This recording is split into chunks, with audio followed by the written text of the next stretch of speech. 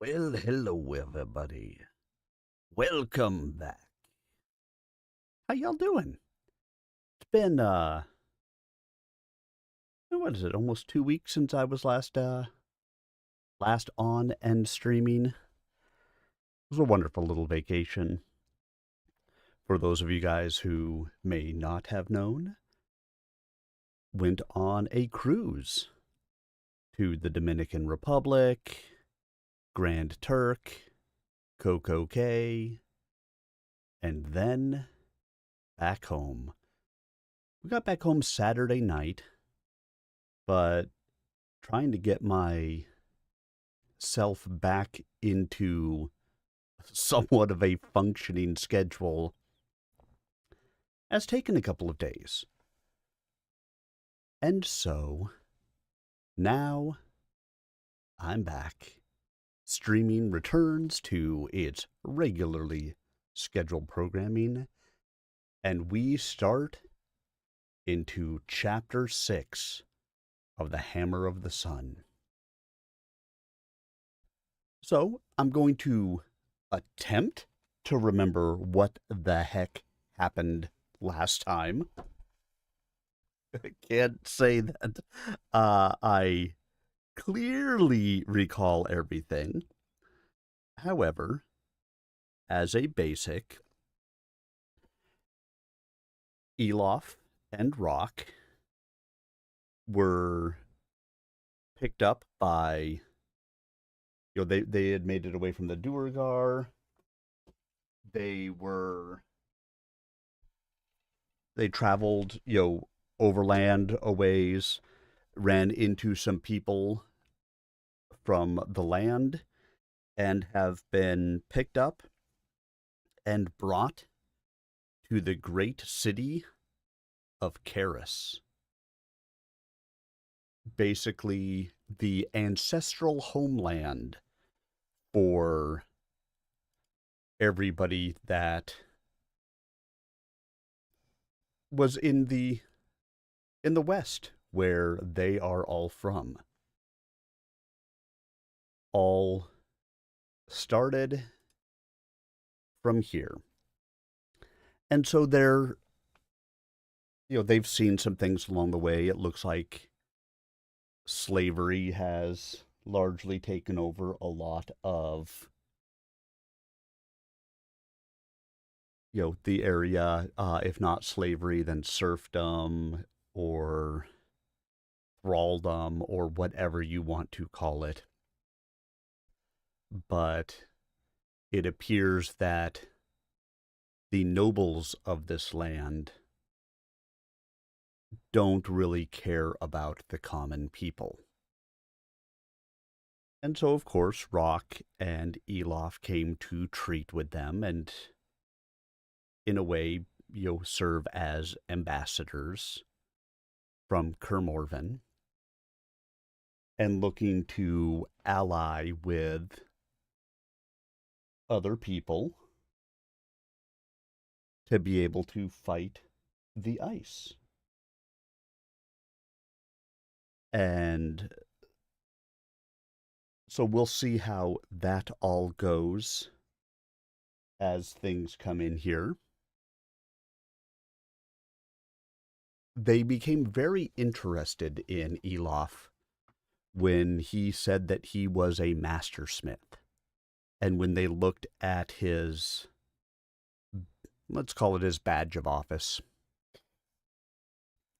And so I think that's what leads us into this chapter called King and Mastersmith. My guess is that the place is ruled by a king, aided by a mastersmith, who, of course, if anything stands to reason, Elof will be much, much better than.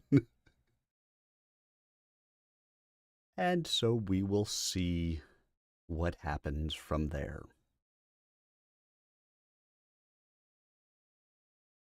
Glad to be back, everyone.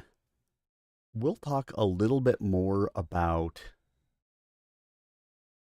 what book series I'm thinking about after this trilogy ends at the end of the stream, when I may have a couple more people here, and I will also post it up in my Discord channel.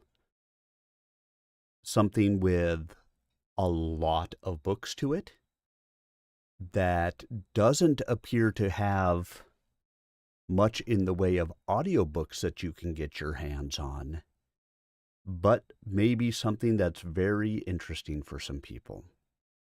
So we'll talk about that after we finish the chapter.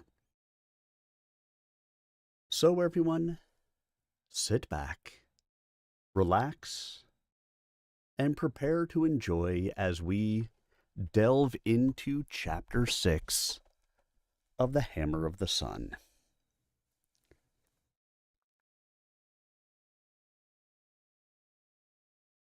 Chapter 6, King and Mastersmith.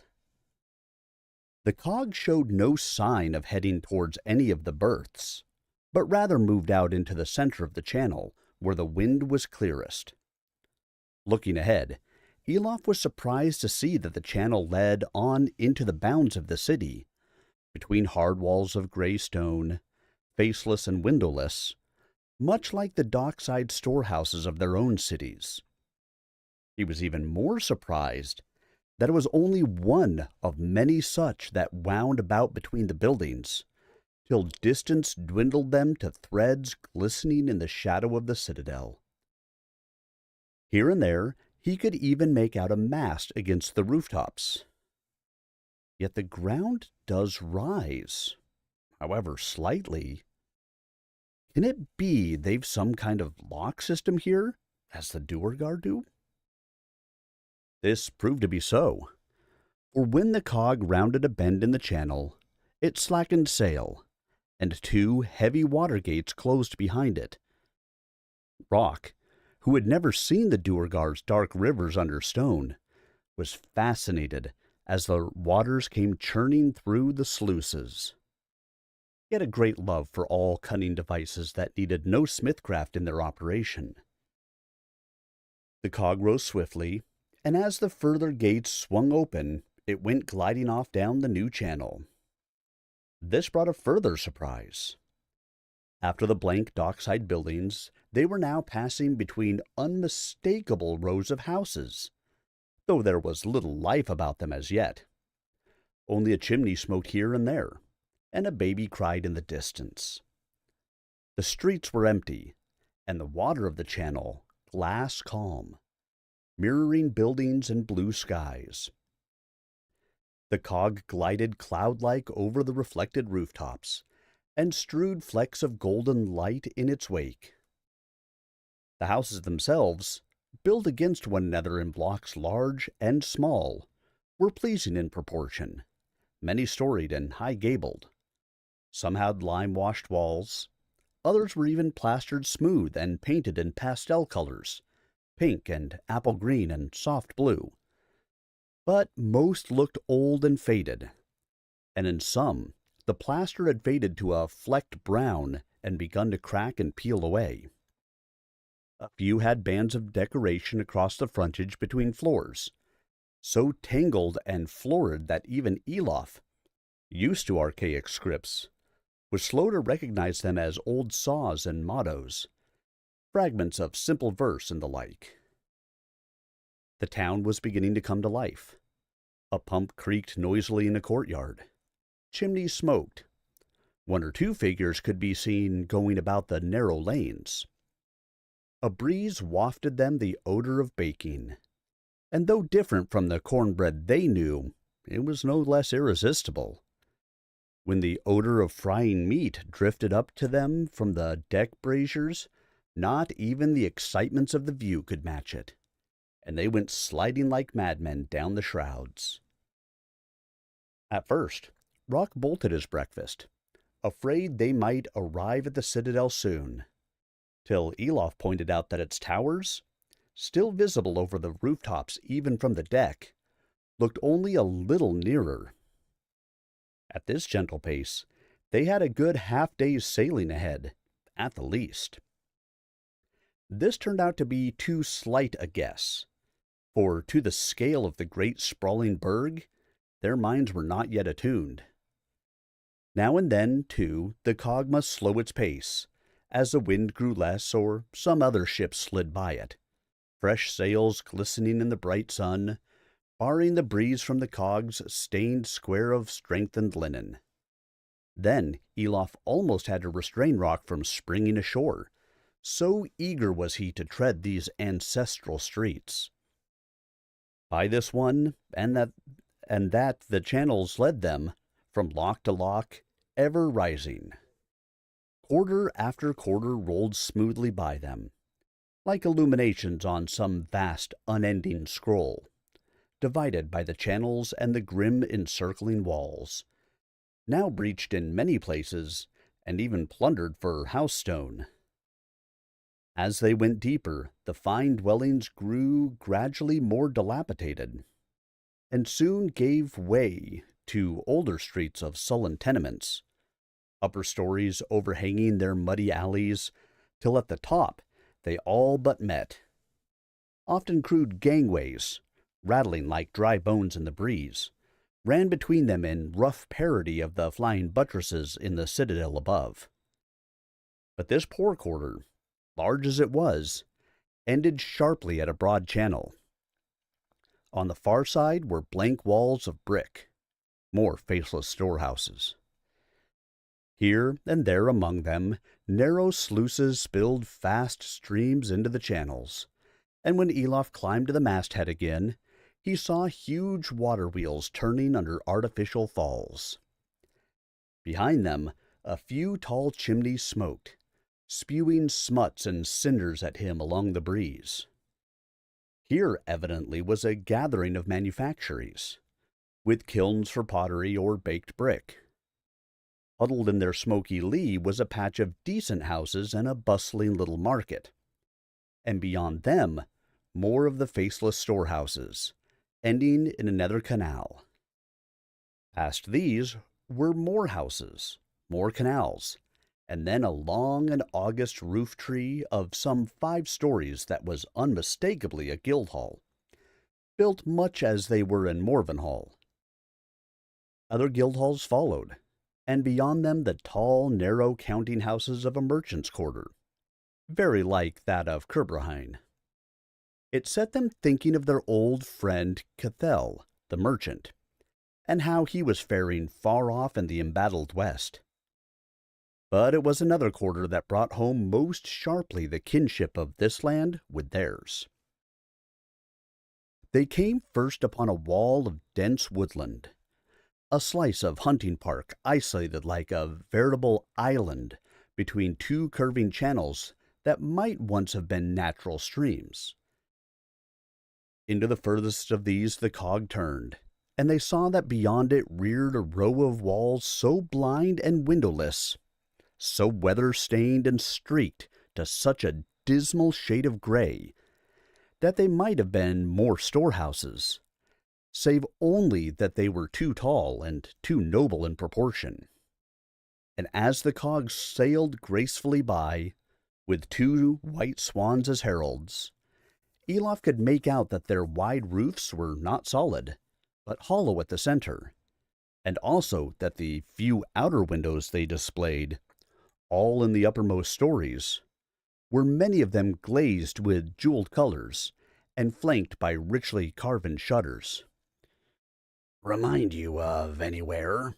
Rock inquired. Elof gestured at one doorway, surmounted by a carven shield whose blazon was blurred and unreadable with weathering, a mere mass of hollows and pits upon the stone. "Need you ask? Kermorven's ancestral house.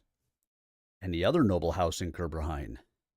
Courts, 4 walls of rooms, almost all the windows facing inwards, well hidden from the world outside, from their noble rivals and the assertions of levies, assessors of levies." "And from the commons," growled Rock. "That's what it really means, I guess.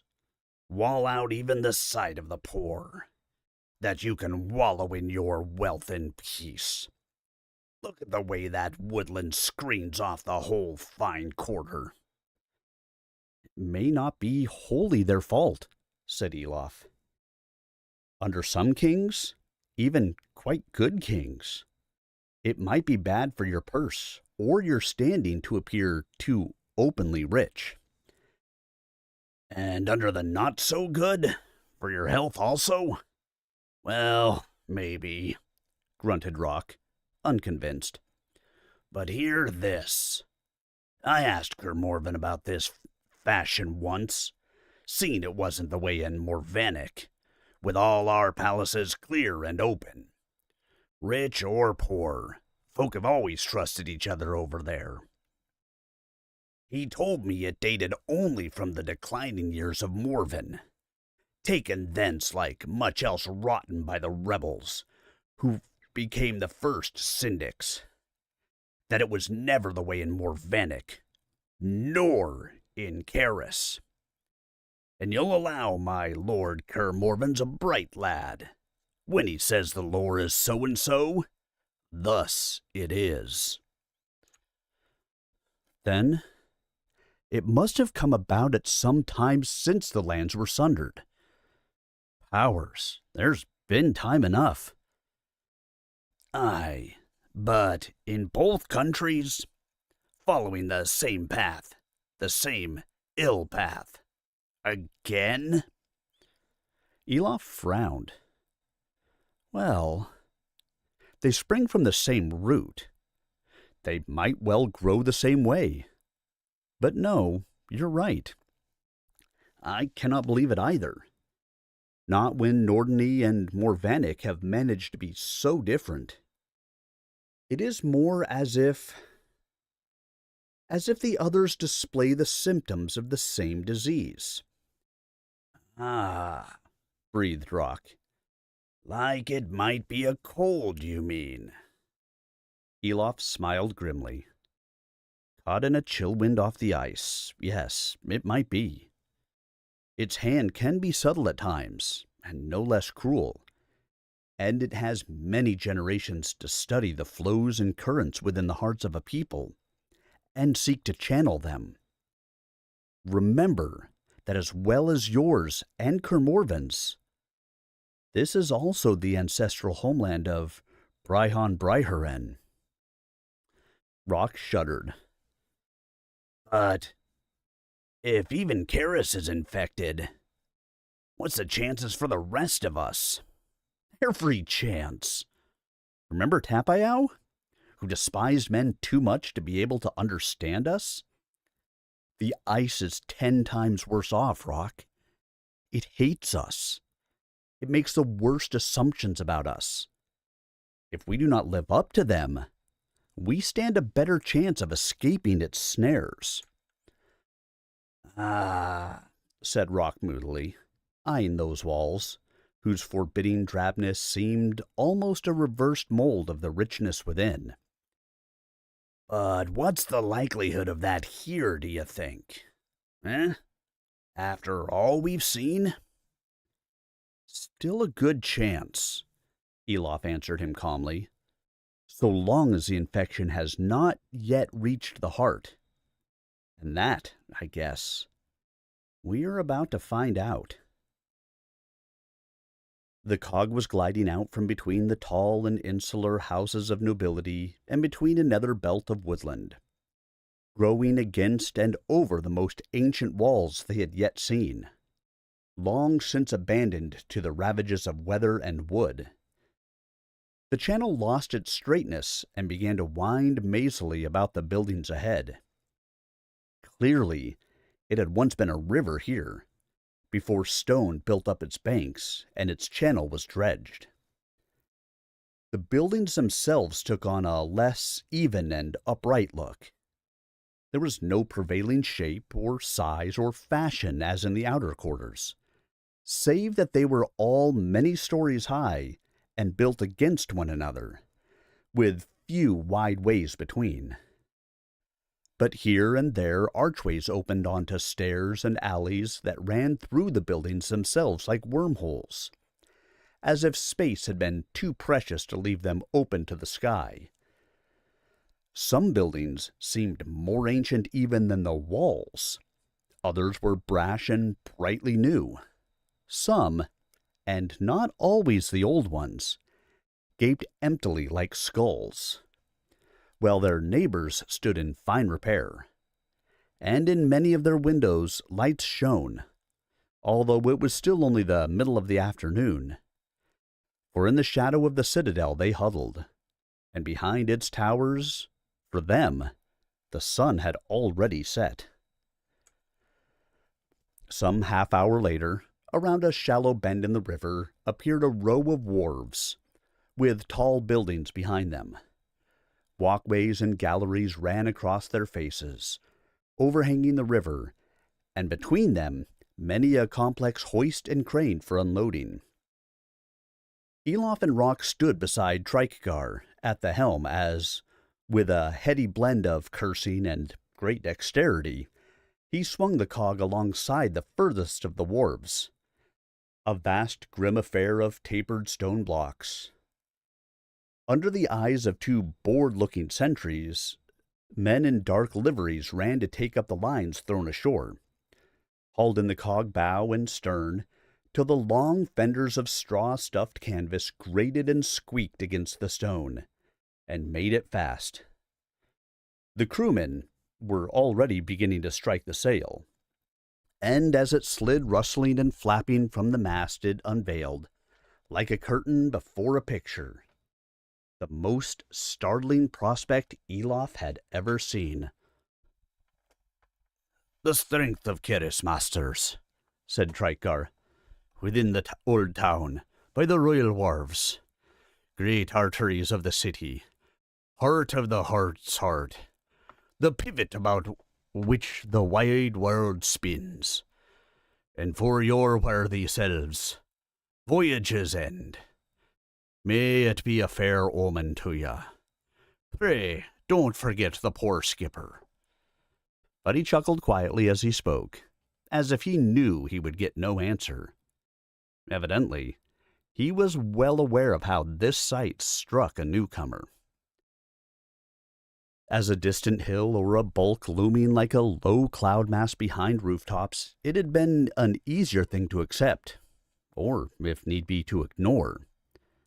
But it could not be ignored here, for they stood at its very foot, and behind it the sky was fading to layers of blue-gray cloud interleaved with hues of peach and gold, a royal mantle draped about a crown.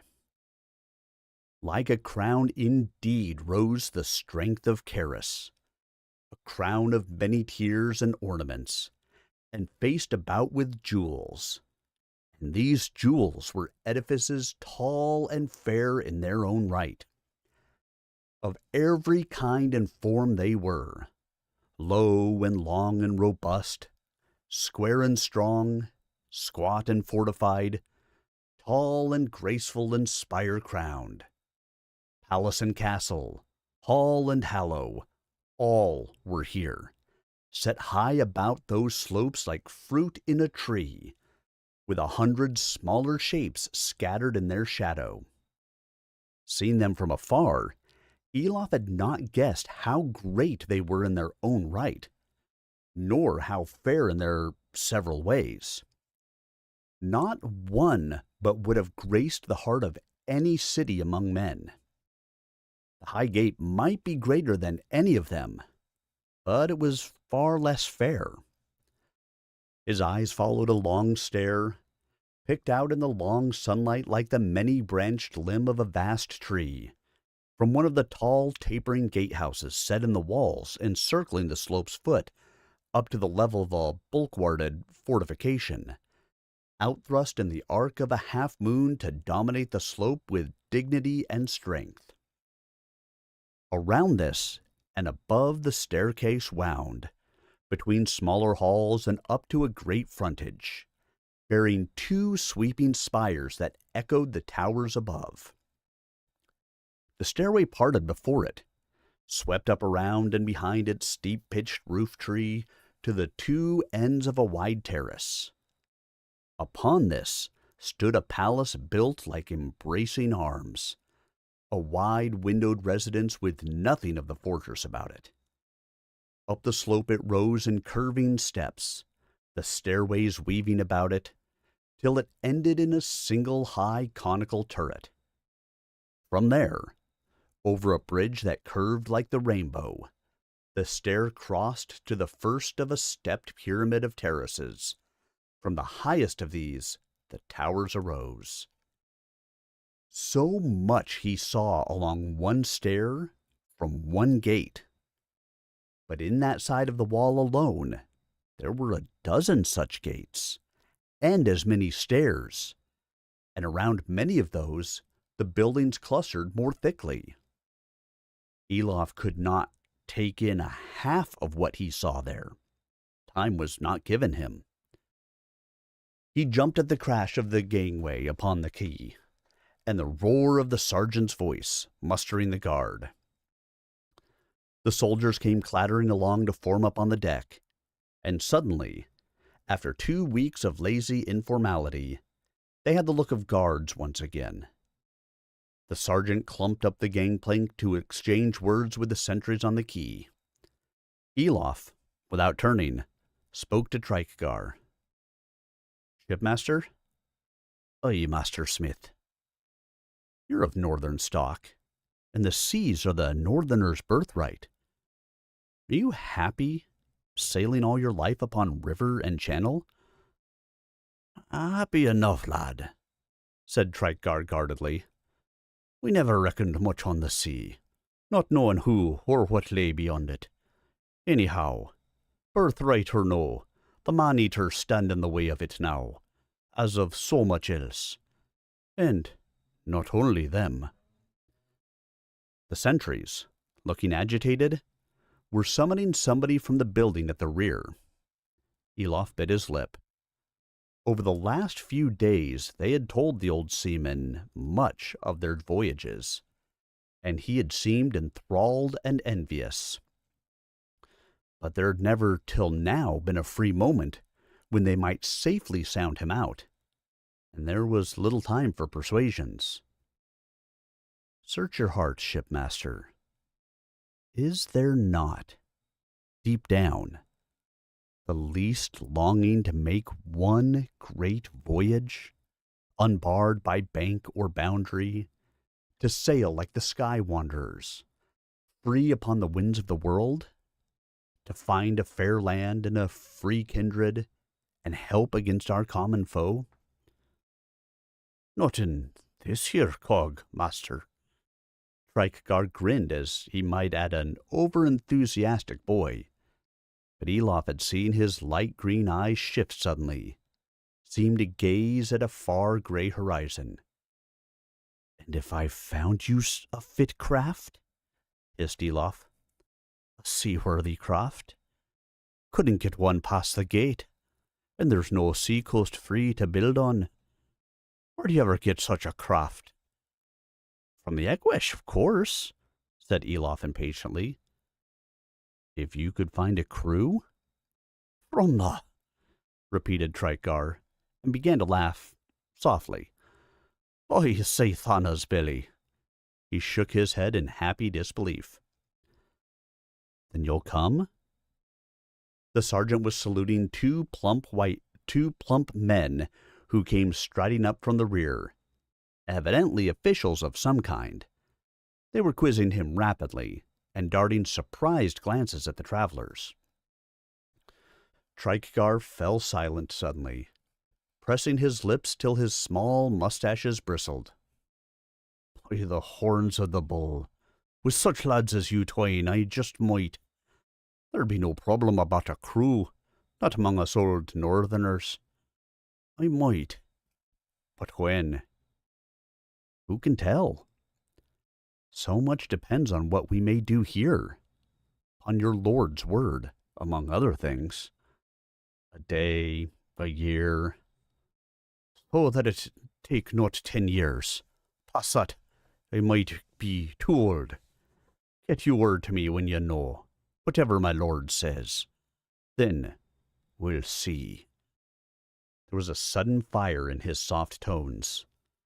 Lads, if it's at all possible I'm your man, daft I may be, but I'd not miss this last endeavour if I did have to wait 10 years.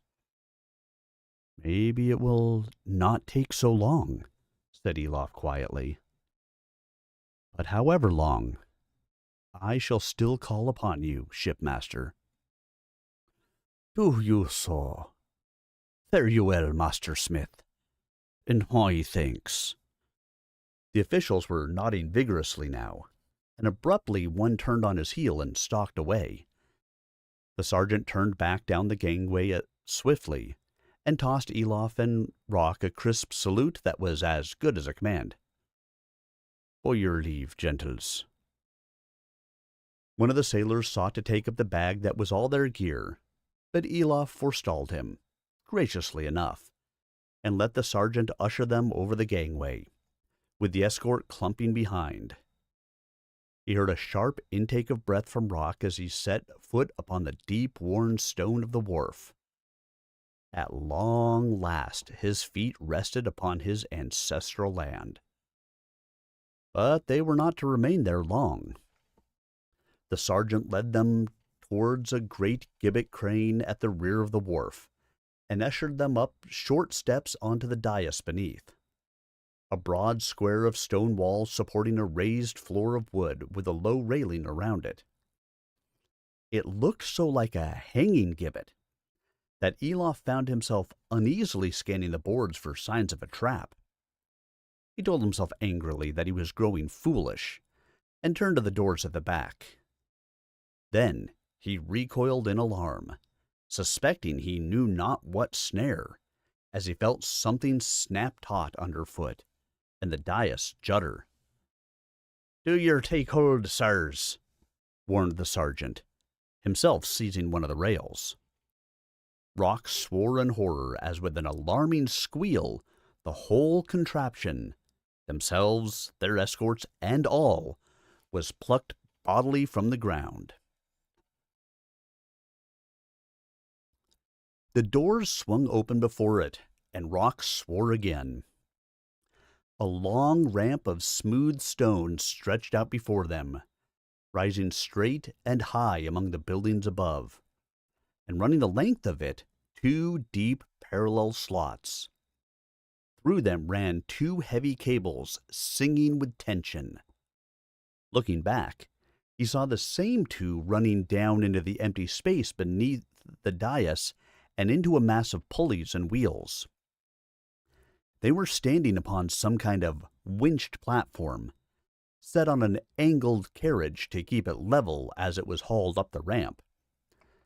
He peered over the edge to see the small iron wheels running in the slots, and was all but tipped over the side by a sudden jerk. "Have a care, sirs," the sergeant warned. "Faster and easier than the 1,000 stairs is this, but no smooth ride. Stretching in the cable, they always say, though like as not it's their own idle hands shirking the task." "Hands? You mean it's men hauling this weight up?" "By a capstan, to be sure," shrugged the sergeant. "Expensive by paid labour, but there's never a shortage of sturdy rogues from the jails, even if they need their backs tickled now and again." Elof hoped he had not noticed Rock's tactless grimace. Evidently, they were thinking the same thing. Water power would manage the job better and cheaper, even if the cost of building was higher. Either Karis had lost its once famed skills in that art, or it no longer cared. He did not like to think which. At any rate, they had not learned the art of drawing and plaiting wires of steel into strong and unstretching cables. That was clear. They were rising high now, cresting the rooftops. The platform was catching the breeze and beginning to sway. After the first shock, Elof and Rock, not long from the mastheads, hardly minded the sensation, but the soldiers clung grimly to the stanchions, and even the sergeant was a shade paler beneath his bricky color. Already they were over the outer walls of the Strength, and passing among its host of roofs. It startled Elof to see so great a mass of stone reaching such a height. It seemed a war with all he knew of the mason's art. This tower thrust at the heavens. But as they passed the terrace and gallery, square and street shelved out from the slopes, he began to appreciate the vast skill of its shaping. Grand and imposing as was the Strength from a distance, at closer sight it seemed far less substantial, a thing of lightness and air and outlines rather than of bulk, of arches that soared like an arrow's flight made stone, heavy buttresses that surged like carven waves, lighter flying buttresses that fountained up in sprays or rose in fluttering excitement like a flock of birds startled from a cornfield. They tapered into a surprising thinness, those buttresses, both for lightness and exaggerated perspective, till with the carven foliage that adorned them, they stood out against the sky like bent saplings. Roofs of vast height were narrowed, built in against the slope on their hidden side. Many of the spires and towers that seemed so solid proved to be chiefly open works of pillars and carving, intricate and delicate. But as the platform neared the top of its run, and he came among the buildings, he saw that all this, too, was a work of skill, and not just a vainglorious facade. Had the Strength actually been as it was made to seem from afar, it would have been ugly and intolerable close to. The streets through which their escort hurried them would have been overshadowed valleys, deep and dank. The noble arches and doorways around dark cavern mouths, a gloom-ridden place, horribly airless and oppressive. Instead, their impressions were of brightness and space captured within the lightest possible cage of stone. Enormous windows and walls reduced their weight, and left pillars within to uphold the roof, but fair works of colored glass filled them, and the rays of the sinking sun shining through them and playing over street and wall turned the Strength into a shimmering hoard of jewels. From any reasonable angle or distance, the whole vast edifice had been contrived to seem fair and consistent in itself, both its several buildings and the greater whole they made up. Some strength, perhaps, had been sacrificed. It might not have stood the rigors of an endless northern winters, so much closer to the winds and the snows off the ice. But then it was built for the South, and it was yet a place that great armies would break against, and lesser ones flee at the very sight of, and none the less a dwelling fit for all the arts of peace. Winding their way along the walls, they came at last to yet another such platform and ramp. As it lifted under them, Rock shaded his eyes against the dust glare, and looking out over the hazy magnificence of the view, he sighed in deep content. Well, whatever else there may be, this is all the legends tell of this realm, and more. Can't you see here all the roots of Kerbrahide, of Morven, and Morvenhall, that now is? Aye, even of your own little towns in Nordney, with their painted slats. See in yonder patterned window, the same style? It's well named. The strength of our folk it is, sure enough. Elof nodded slowly. It is, for it embodies so much wisdom and skill and sheer cunning of mind and hand. This must have been a fair size of hill once, but what can you see of that? Nothing. as if they'd melted it down and molded it anew from the hot blood of the earth. There is something strange about some of these buildings. Sergeant, by your leave, gentles. Those buildings down below there. Yes, that one. And that. Look down through those huge windows and what do you see? Exactly. Nothing. They're spick and span. They've some of them painted walls or hangings, but scarce a stick of furnishing in them all. Small wonders there, sir. Them as dwells there are well content with little. Their tombs, those are. What? Every one? More'n a few of 'em, sir, aye. For in what better hollow should the kings who built the strength wish to lie? In holes befitting their glory and power. All their lives they'd be working on them, as splendid as they could make 'em. 'Twas always intended thus, as I've heard, sirs.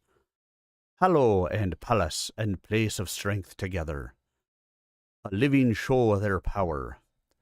As this old saying goes, the strength of Keris is its mighty tombs. So long as it lies not buried with them, said Rock quietly, as the sergeant turned away once more. What a pile of wealth to heap upon your own dry bones. Elof nodded. What needs the greatest of men more than 2 strides of ground, if only he leaves a worthy name? And all the show in the world cannot enhance that. Remember Dorgal Arlanen? How simple it was? And yet the feeling there? Aye, that I do. These gilded boneyards fare ill by comparison. Oh, here's the end of our ride. There came more streets, more looming buildings, and another ramp. This one was shorter, and ended before tall gates in an encircling wall. Upon their dark wood the image of the bull's head with gilt sun between its horns stood out in weathered relief. The platform creaked and juddered to a halt, and Elof thought he heard, echoing up from the slots below the winding gear, the distant groans and gasps of exhausted men. Then the sergeant bellowed at his shaken men, and they formed up around Elof and Rock more closely than before. As the gates ground open, the traveler saw they had at last reached the brow of that carven hill, for against the sky of evening, taller even than Elof had guessed, arose its mighty crown, the horns of the bull that held the sun. Cobbles rang beneath their feet as they marched briskly off the platform and across a wide square. Elof slipped and stumbled, for he was gazing at the towers. They looked subtly newer than the ones at their feet, and the resemblance to horns was no accident. Their outermost faces were flat and hard-edged, but the inner faces were shaped carefully into a graceful, continuous curve, as across the brows of a gigantic bull. Below them, at the level where eyes would be, stood 2 round drum turrets, many stories high and faced with graceful colonnades that flanked the front wall of a palace, a greater than any on the hill below, and a fairer. Midway in that wall, a tall arched doorway opened, and above it a wide balcony whose canopy was in the form of a high helm crowned with a circlet. The helm shone silver, the circlet with the luster of fine gold and the sunlit fire of encrusted gems. To Elof that crown, like the overwhelming towers, seemed more vulgar than splendid. It hardly seemed to belong against the calm strength of the palace, almost as if it had been added later, recently even. Then he frowned with sudden understanding. That balcony fell midway between the towers. When they captured the sun, it must seem to stand above that balcony, that helm like a crest. And how would a man seem who chose to appear beneath it then? There were sentries waiting within that arch, a great many sentries, their mail brightly gilded, the shafts of their long spears a gaudy scarlet, as were the bobbing horsetail crests on their helms. One among them bore a surcoat of black worked with the crest of the sun between horns in heavy gold thread. He stepped forward unhurriedly, without surprise, a slender man with graying blond hair, and the sergeant saluted with great deference. Somehow, swift as the ascent had been, some message had passed more swiftly, and they were awaited. The man in the surcoat inclined his head politely to Elof. I am Iroak, officer of the king. He will hear you at once, gentle sir, if you will come this way. But your sword, I fear, not in his presence. No one may, save his guard alone. I myself will bear it beside you, and I must search your burden also. Elof's teeth clenched and his fist closed unbidden on Gorthar's silvered hilt. But he knew he would achieve nothing by resisting. With the best grace he could summon, he unslung the bag from his shoulder and passed it to Iroak. Then slowly drew the sword from his belt. The officer's eyes widened as he touched its edge, and he held it gingerly by the quillins. A noble weapon this. I understand you are a smith. Of your own forging? Of my reforging. It was forged in the deeps of time, by a hand unknown to me. It came to me as an inheritance. A rich one, then. It is fit to be a legendary blade of old, such as Balan that was Glaiscav's, or Talathor. That would fit its color. Elof smiled. His lore was being gently tested. It would indeed. Talath being a word in the Old Northern for the dark, coming dark. But whose blade might that have been? Iroak waved them in before him. The red-crested sentries closed in behind him, leaving their escort unceremoniously out on the steps. This way, good sirs. The king will receive you in the main hall. Only within those doors ahead. Open there! Whose sword, sir? Why, I hoped rather that you might know that, for the last that is told of that hero was of his setting out oversea to seek the land you come from. Talathor was Lord Vade's sword, Vade the Great. Was he simply lost at sea, then? Did he never come among you, and find the hero's death foredoomed to him after all? Well, well, and has this blade a name? Elof swallowed in a dry throat. He was aware of Rock beside him, staring, speechless. Vade did come among us, sir, he answered with an effort. I am thought by many, though by what ways I know not, to be distantly of his kind. The blade has a name, sir, of my bestowing. It is Gorthar. Know you what that means? Why, yes, said Iroak. It means...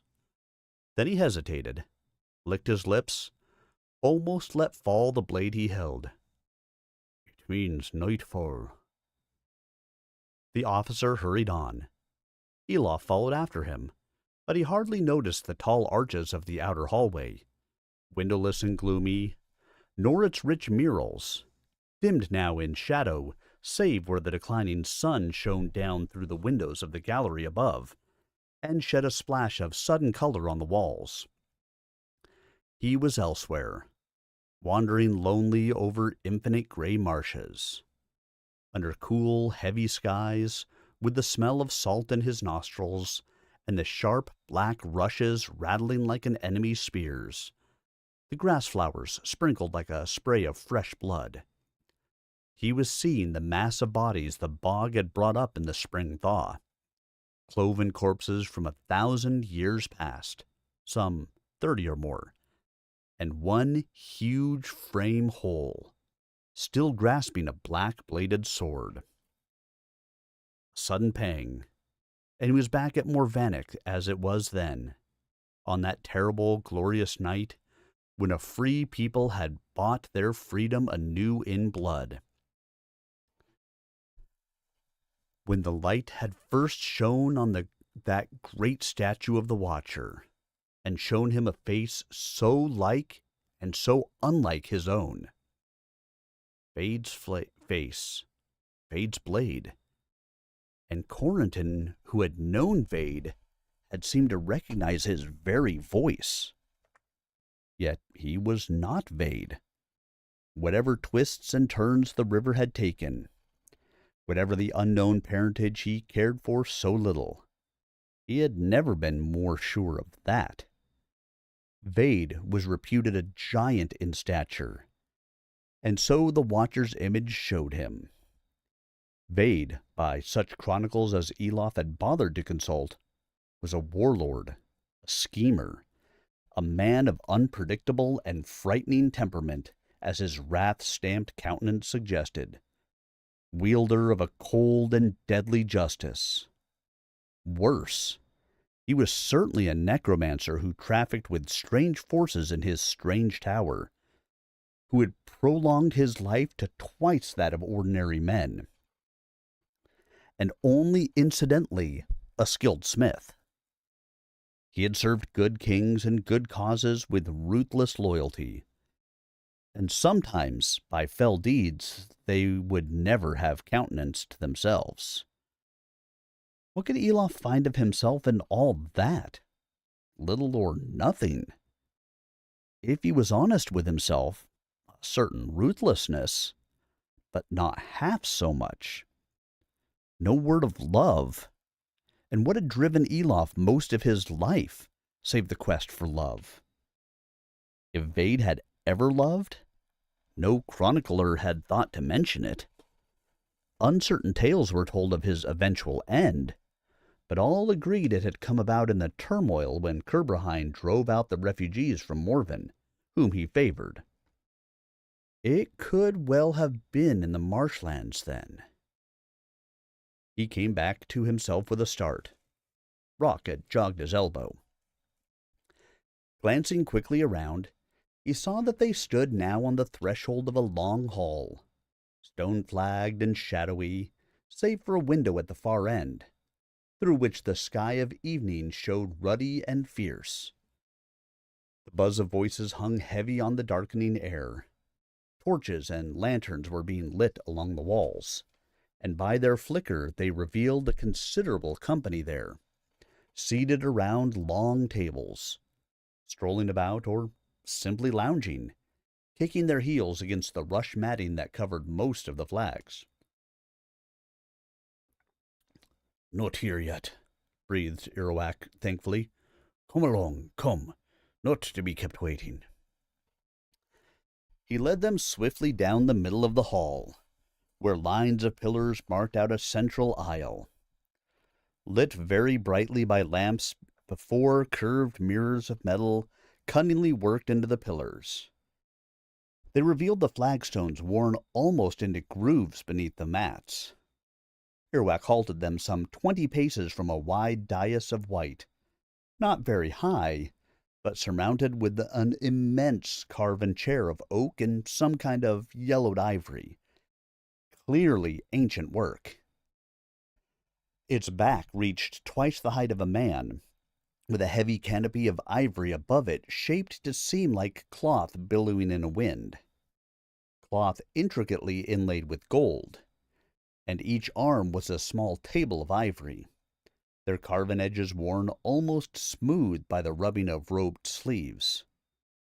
There were images in the carvings that looked like scenes from a tale, and he was just striving to make them out when the crowds at the side rustled into sudden life, and there was a clear, single note upon a trumpet, and a voice called out, "Make clear the way! Stand aside, all men!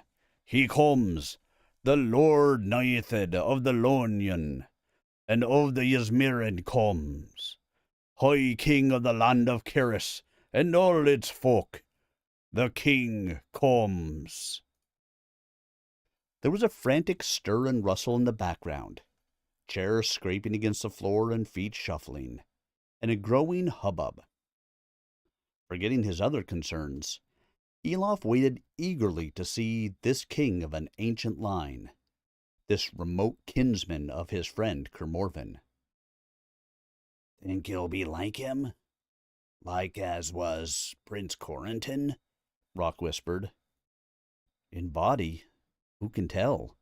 Elof whispered back. "In mind and spirit? Let us hope so.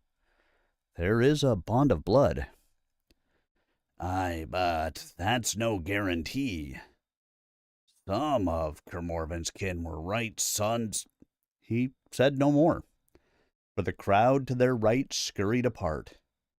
Many threw themselves upon their faces and beat their brows upon the matting.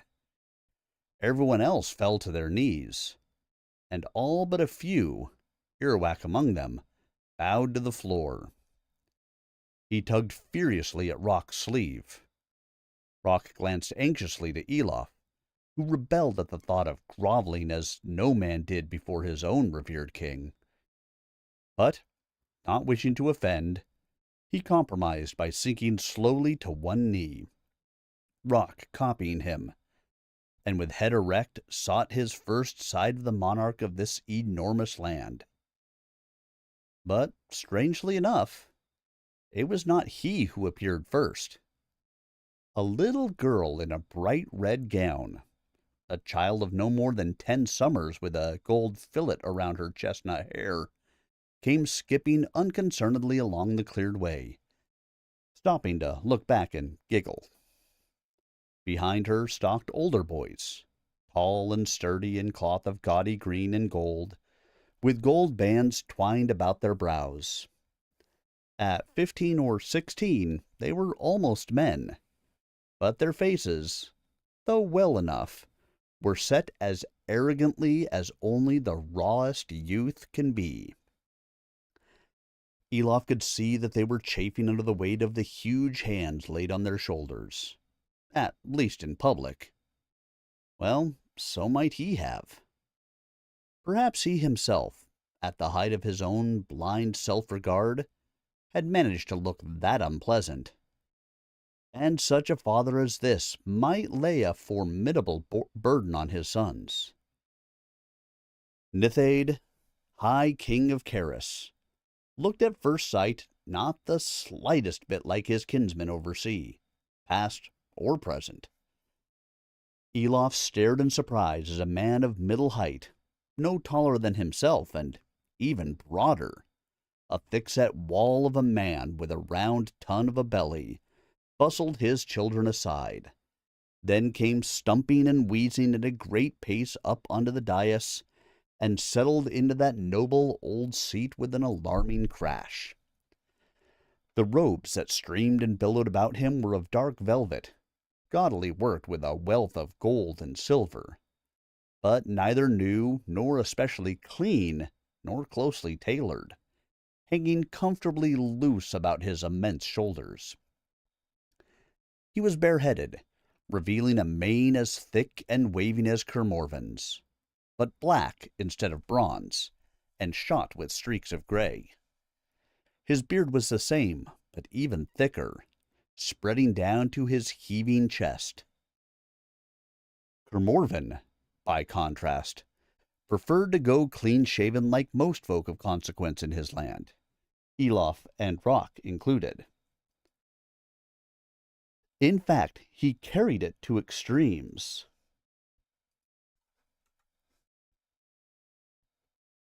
shaving with his sword's edge if he had nothing better.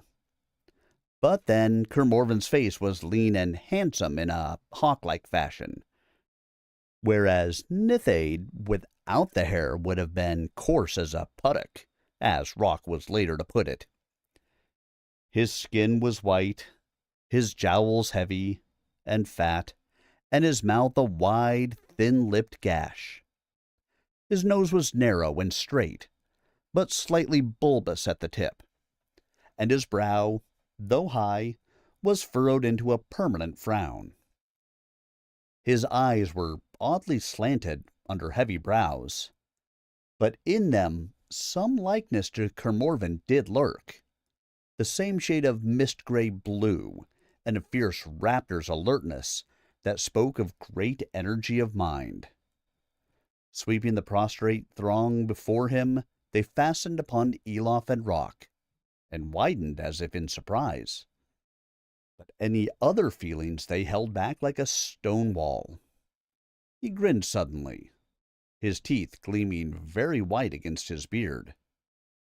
It was a merry grin, with the impish innocence of a child delighting in his own vast cunning.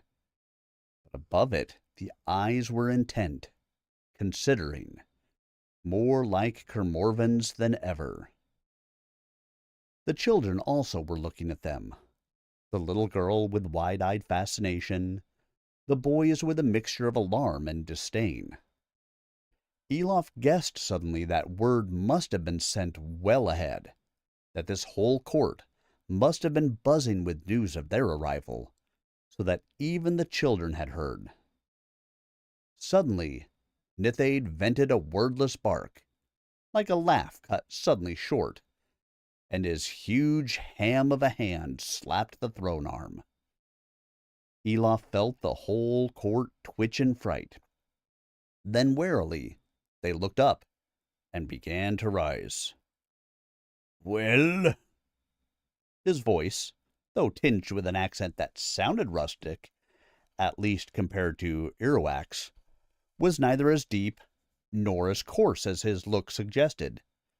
In fact, it was clear and mellow, with the suave music of the trained orator. He spoke words as if he relished the taste of them, his tones slightly drawling and sibilant, constantly on the brink of a chuckle. "Oh, these are our emissaries, are they? The master smith Elof Valentor, and his companion Rock, The slight accent cut the ending from Elof's second name. "Welcome at last to your homeland, sir emissaries, though from all I hear, the savages gave you a harsher greeting first. That's one more insult we'll be repaying in due course." He eyed Elof's blood-stained clothes uneasily. "Before anything else, do you need a surgeon?" Elof bowed courteously. "No, my lord Nithade, though I thank you. I'm well enough now." Nithade gestured at the roughly mended tear in his tunic. "That's the wound. Horns of the bull, it's a marvel you're still alive." Elof smiled ruefully. "Sometimes it happens that way with me, my lord. I heal fast. I'm not sure how or why." "Oh, well, you're a smith, of course," grunted Nithade. "And smiths is strange cattle, as our country folk say. Now, do you tell me, how came you to be here, and to what purpose?" Elof gathered his wits. This fierce character would not be easily impressed. He had not missed the awe in which his court held him. "My lord, I will. We also, in the several lands west over sea, have been beset by the ice and its minions. My lord Kermorven sent me on this quest to reach our ancestral lands and there find, and if possible recover, a thing of value which was lost to the ice, and we guessed was brought here. A thing you'll not name, then? Not in open court, anyway. Very well. But do you tell me, are master smiths so common in your land that they are sent on missions of great danger? No, my lord. But what was taken, I regarded as mine. Some powerful work, then. Ah, well, let it pass for now. A heavy trust, and a perilous one. You must have had adventures. Tell us some. Elof had not expected that, and flushed like a child. He looked hastily at Rock, who shook his head. But under Nithade's goading, Elof told a few of their experiences, and was surprised to see how the courtiers hung on his words, how the king's beard bristled and his cheeks flared. When the Ekwesh ship was lured under the ice island, he literally roared with laughter, throwing his head back and guffawing. Even the princes lost their arrogance and listened all agog, while the little girl simply gazed at Elof with immense eyes. "Annoy not there," sobbed Nithade, thumping on his throne arm. "Do you go on, man, go on." And so we made our way south, Elof eventually concluded, until your patrols found us.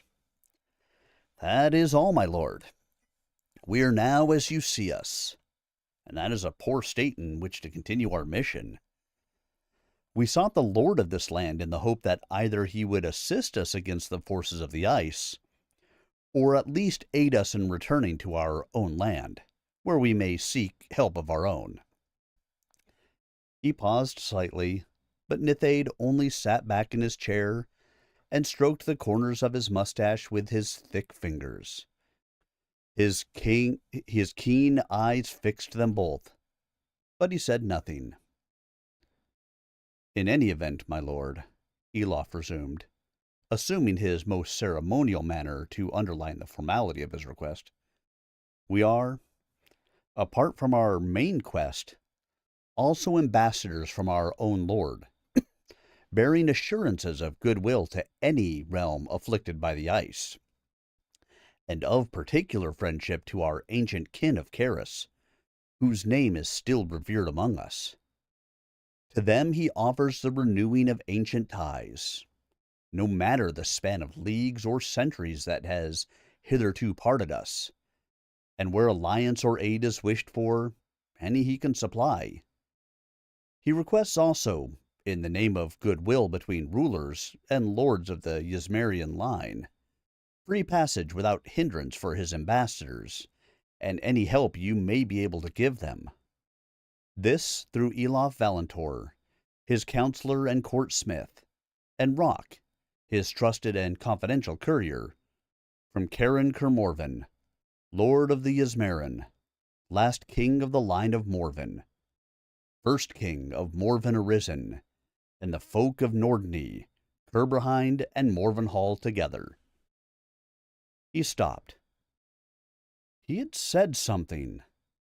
Some word too many, there was no doubt of that. Nothing had changed. Nobody had stirred.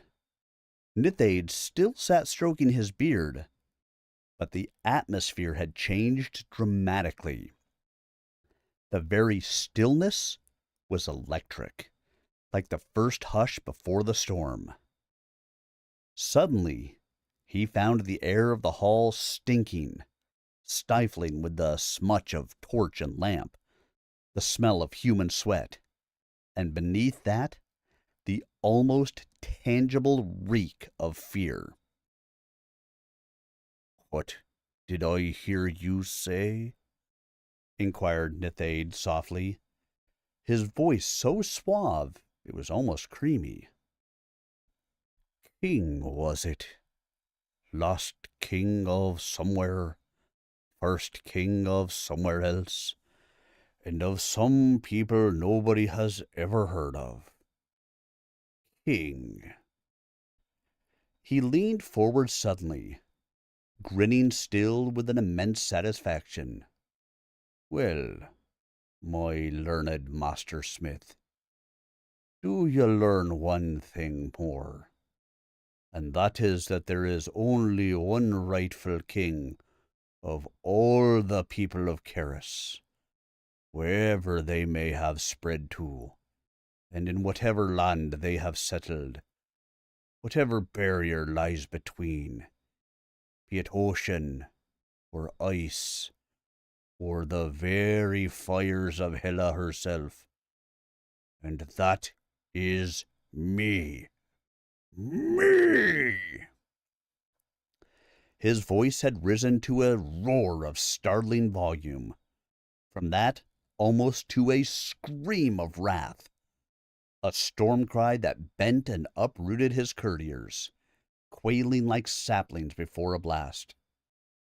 Noithid of the ancient line of the Ysmiran, by birth, by acclaim of the nobles, and by main strength. Not some upstart, not some spawn of a rebel and a runaway, not some tag end of the blood, reared and raised ruler of a scrape or two of soil. Learn you that, and learn it well, ere the mood takes me to have it branded unto your hide.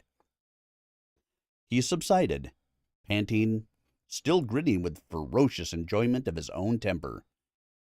And by hell's black belly, when I've whipped the ice witch and her man-eaters from the gate, I'll sail a fleet of Caris across this ocean and show your princeling what it means to be a king.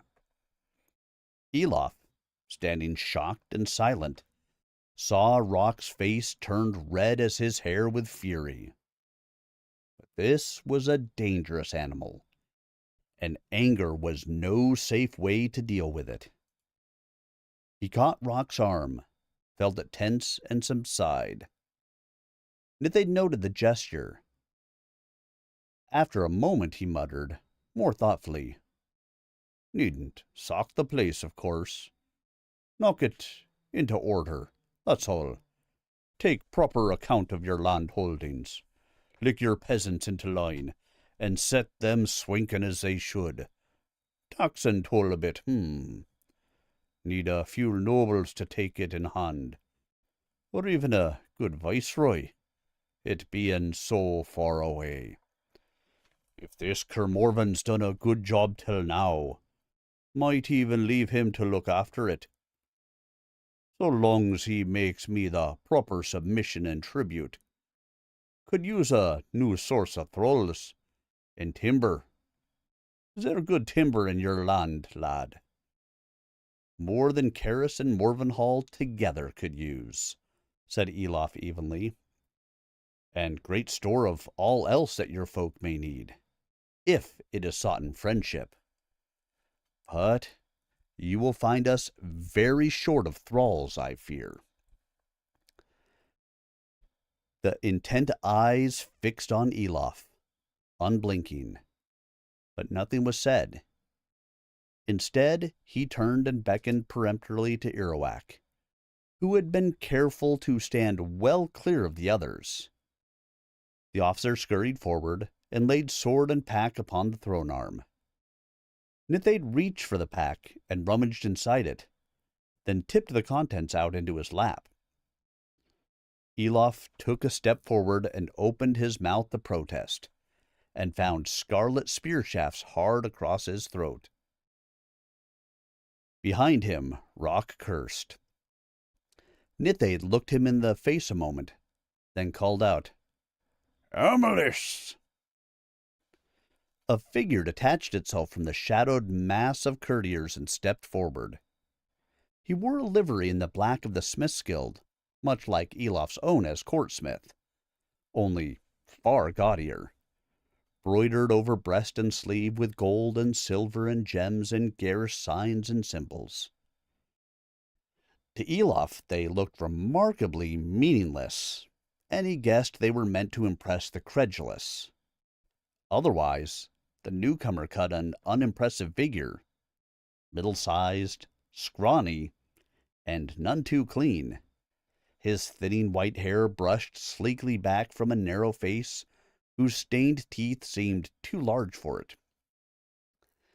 Giving him a fixed and mirthless smirk, he bobbed his head to Nithade with cool deference. "At your command, my lord." Nithade's great hand spread out the jumble of jewels and tools in his lap. Elof could not suppress an agonized breath as he saw the few things he truly treasured so roughly treated. Emilus evidently heard him. "What do you make of this, then?" the king demanded. "Is he any kind of smith?" The court smith plucked each piece up one by one and held it close to his eyes, squinting and peering as he turned it round and round in his fingers, grimacing with concentration and sucking his teeth. He clucked with surprise when he came upon Gorthar, and as he looked up from it, his watery blue eyes fastened on Elof with a malice so immediate and obvious it startled him. He shrugged, and his horse's teeth bared in a smile. "Oh, aye, it's pretty stuff enough, but bare and barbarian, not enough ornament, no style, old-fashioned, rough. What's this supposed to be?" He bent down and rummaged in the tool bag, and to Elof's alarm, he drew out the gauntlet with its crystal in the palm. "It protects my hand when I must handle hot things," said Elof, perfectly truthfully. The smith tossed it back and straightened up with a high braying laugh. "We don't cuddle ourselves thus in this land, sonny. I was taught to take my burns and like it when I was an apprentice half your age. And you claim you're a master smith." "I bear the stamp," said Elof evenly, though the spear still crossed at his throat. "Come paw at that, if you will. But I am not the master smith, only one of many, and I serve as court smith, I allow." Emilus shrugged. "Not here, you wouldn't, my lad. Not at your age. Got to sweat for your mastery here." Nithade, whose brows had drawn together at mention of a court, cut him short. "One of many, eh? Well, well. Can you make anything of him, Emilus? That's what I want to know." Emilus wrinkled his nose as if some bad odor lay beneath. "Well, since I never have enough help, I might, given time. He's got good thews on him, and at least I'd not have to teach him to tell gold from brass." Nithade waved his hand. "He's yours, then. And the other, he looks strong enough, too." Elof stood speechless, aghast. Emilus's heavy-lidded eyes drooped, and he thrust out his head like a turtle's. "Many thanks, my lord. But since he's shown himself so forward and unruly, he might prove recalcitrant, eager perhaps to seek his native land." "I'd thought of that for myself," said the burly man shortly. "Well, I'm not having him tattling tales back to his dunghill cock of a princeling. I've troubles enough for now, without one more fly to squash. Make sure you keep him well fettered, that one." "My lord, fetters of iron and steel will hardly hold even a half-educated smith. Might it not be better to? Nithade grimaced. Oh, very well then, if you must. The smith gestured, and suddenly Elof found himself seized and flung forward on the ground. He gathered his strength and flung off one of his captors, but many more piled in upon him. And while he still threshed, something solid rapped the back of his skull. Not hard, but enough to jar and confuse him. Moments passed as his mind whirled. A wooden gag was thrust between his teeth, and his worn breeches ripped from calf to knee. Still, he did not understand. Not till his sight cleared and he saw Amalus bending over him, with the black blade in his hand. He heard Rock swear hoarsely, and a sound of furious struggle. Then, into his leg, just behind the knee, a dart of searing agony drove. All his muscles knotted with the pain of it. Fire roared in his head. His heart hammered against his ribs till he thought he must die. Wished he would, then knew, in a flood of dull, panting agony, that he would not. The hands that held him did not relax. He caught his breath, and in that instant, it happened again. Somewhere in the roaring furnace he was aware of the gag splintering between his teeth, and then the bellowing redness surged up and overwhelmed him. He blinked, aware of a sudden blessed cold chill of flooding wetness. He still lay face down upon the same flags, but they were soaking. Somebody had thrown water over him. He raised his head a little, saw a guard tipping more water from a leathern bucket onto Rock, stretched senseless on the matting with a trickle of blood running from his nose. He stirred and groaned. Somewhere a young girl was sobbing. Elof, confused, looked around and saw it was the child, kneeling beside the throne and gaping at him wide-eyed with horror, hardly hearing Nithade's bluff attempts to comfort her. Happens all the time. See, go to. He's not sore hurt. He's looking at you now. No need to take on so. He'll be right as rain in a few minutes.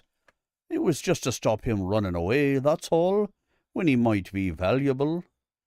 You'll have to learn to look after your own thralls one day, if it's a proper princess you want to be. Come now, here's a pretty present for you. And with no more ado, he picked up the two halves of the arm ring and slipped them over the little girl's shivering forearms.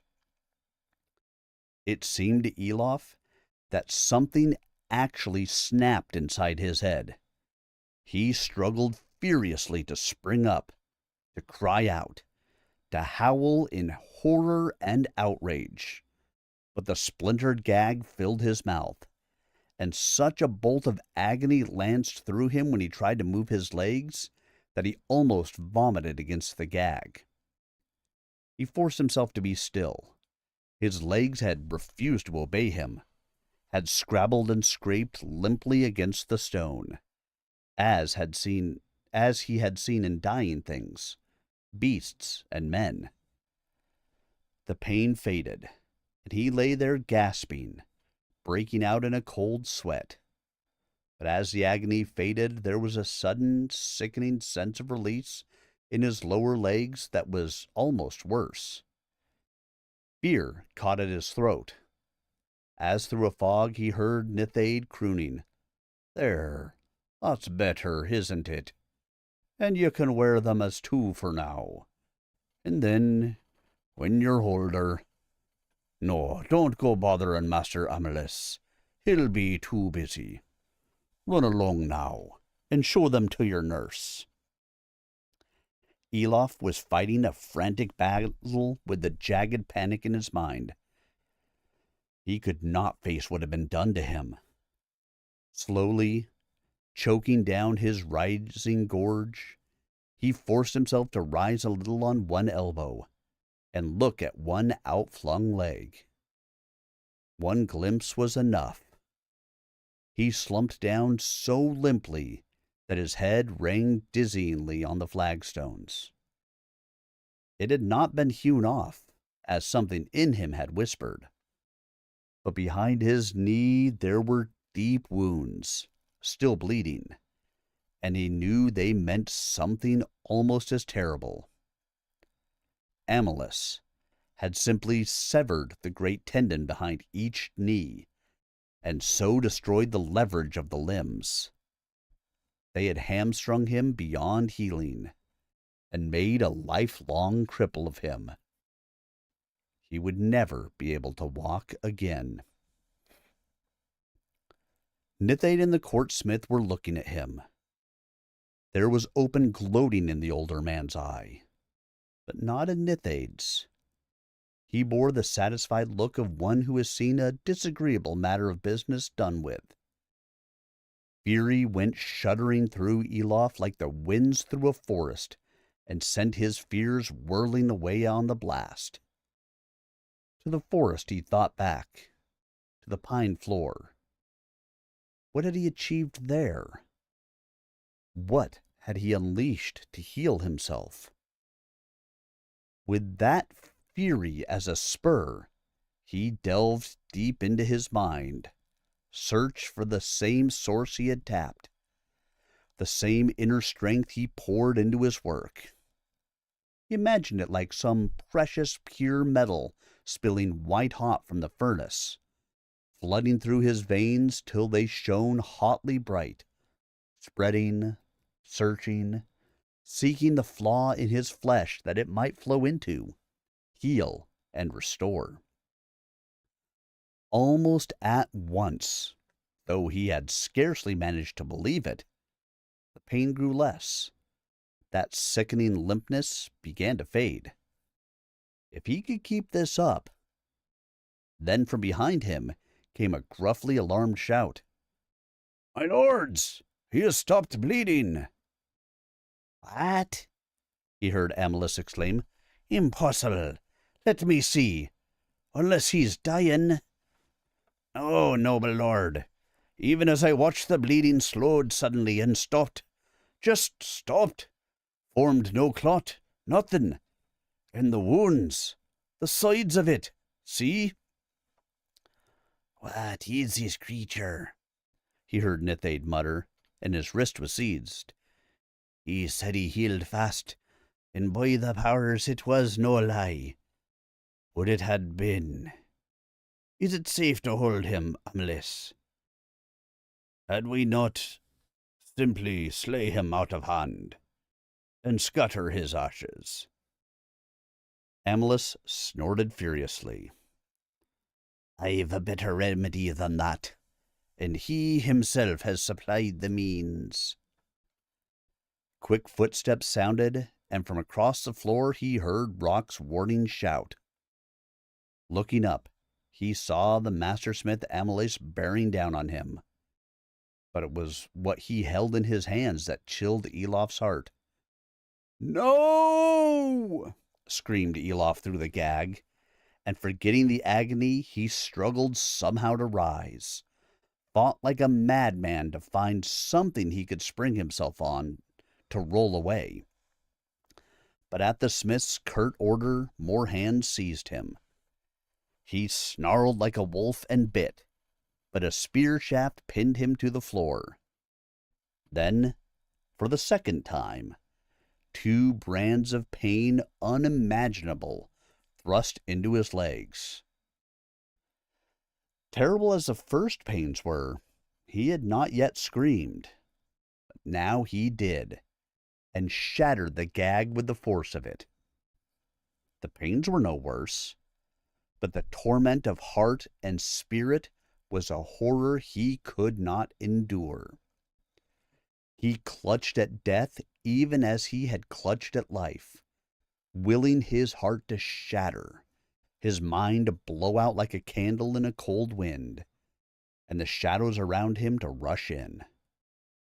horrifying as what they had done to him already was, this was worse. He howled his sorrow like a beast, for indeed it defied words. Yet somewhere, some part of him in a strange, mad isolation, he could think with frightening clarity. Had Kara felt that last agony even as he had, wherever she was, far or near?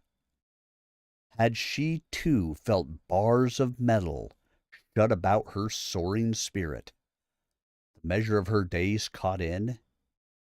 Did she curse him then, knowing it was his doing? For Amalus had spoken truer than he guessed. He himself had forged the fetters that henceforth must bind him to the end of his days, that he would never dare force open. He had sought to bind Kara. Far more terribly, he had bound himself. For he had shaped those silver anklets which Amalus had thrust through the wounds in his legs, between the very bones, and snapped firmly shut. The clasps were cunning. Who knew that better than he? Since they were meant to bind Kara, he had shaped them never to be opened again, once shut. As Amalus must have seen, he had also made the anklets strong, almost impossible to break. Kara might have done it in her power, but caught up in them, she would not wish to. Elof might manage it, but he would not, for with them he would break Kara. As they closed, a circle closed that should never have taken shape anywhere save where it was intended, around Kara's own flesh. For into the anklets, with a hair and a feather, no more, he had woven a part of the fate of that flesh. Closed around her, that would not have mattered. If they were somehow broken there, what was taken could return to her. Only the virtue would be dispelled. But if they broke now, that vital shred of her existence would dissipate. The effect upon her could only be guessed. She might not die as a mortal might, but that change she had foreseen would surely come, in ways he could not imagine, and surely she would be lost to him. That was a risk he had chosen to run. That was what Kara had hurled in his face. And never more clearly than now was his own confident and ruthless folly brought home to him.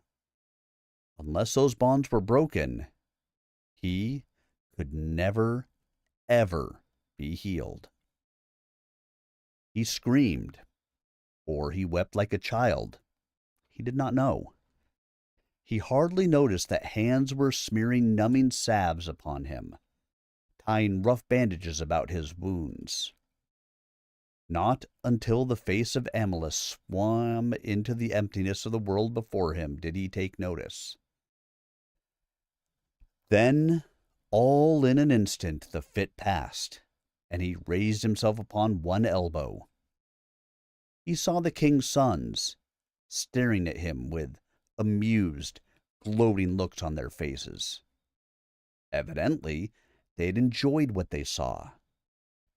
He saw Rock, sitting up beside him, clutching his head and staring in wordless horror at what had been done to Elof.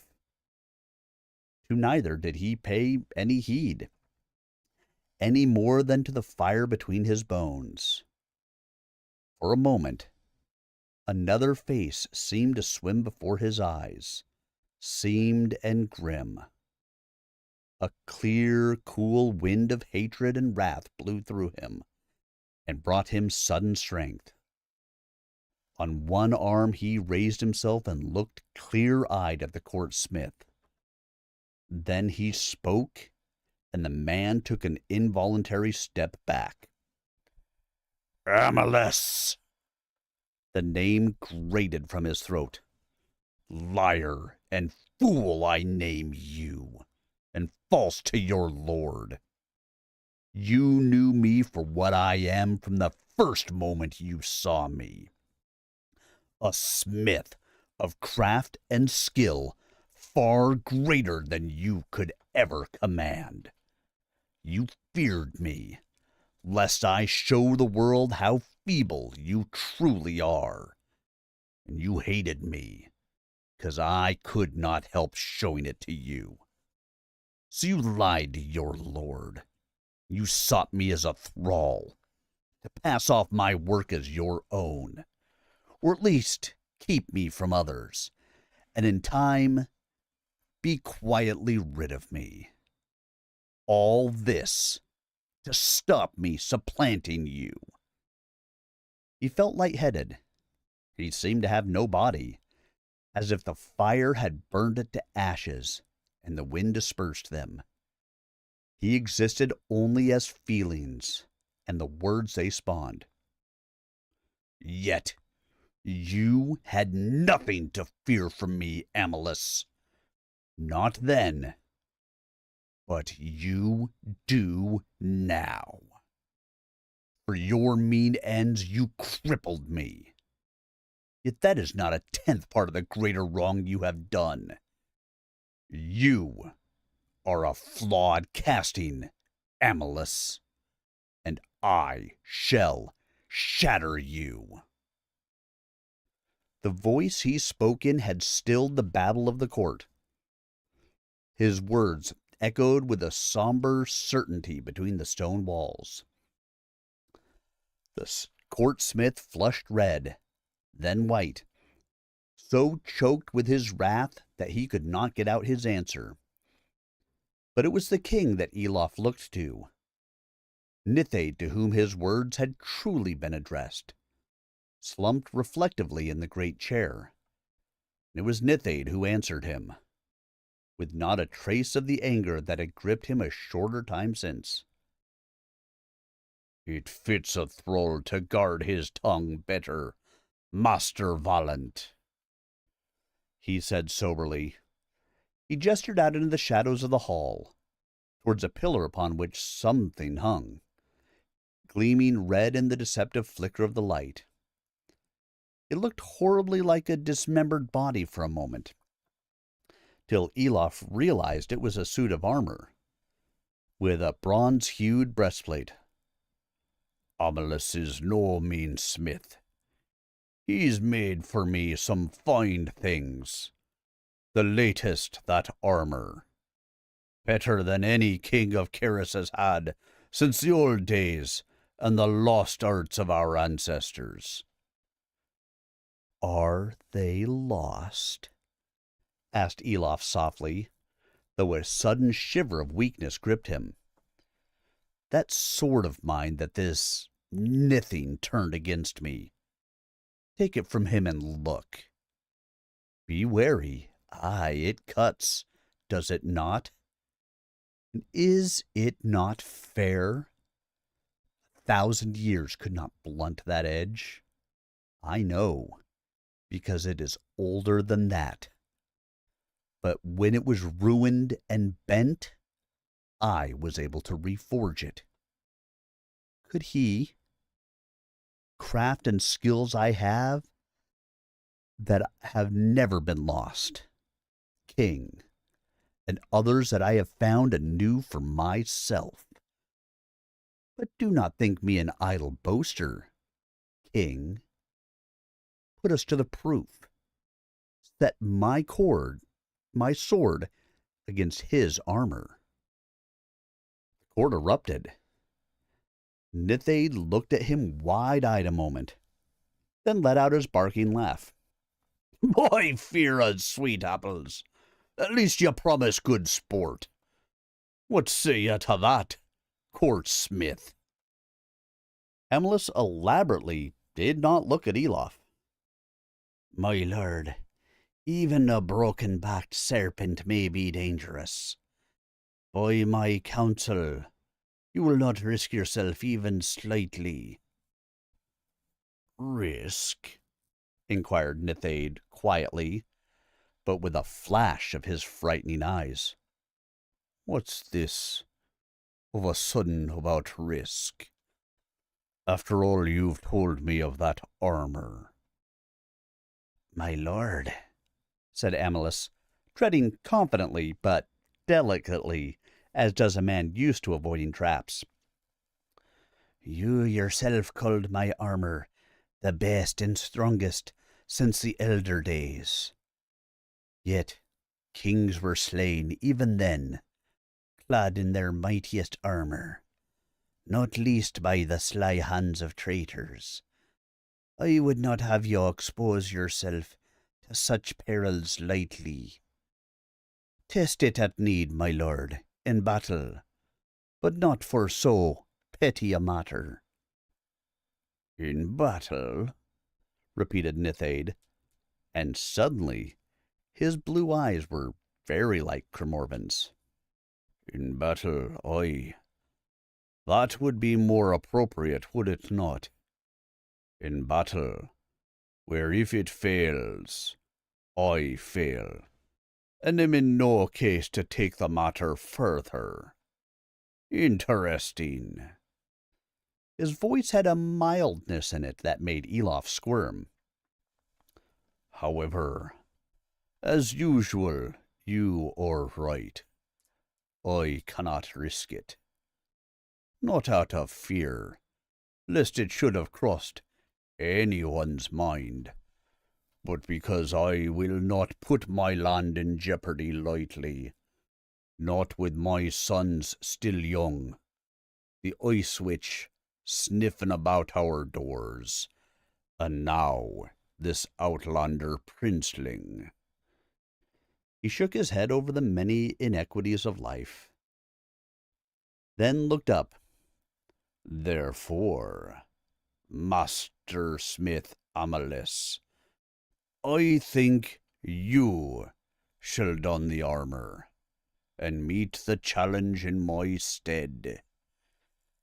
Someone at the back of the court gave a snort that sounded like sudden laughter, instantly stifled.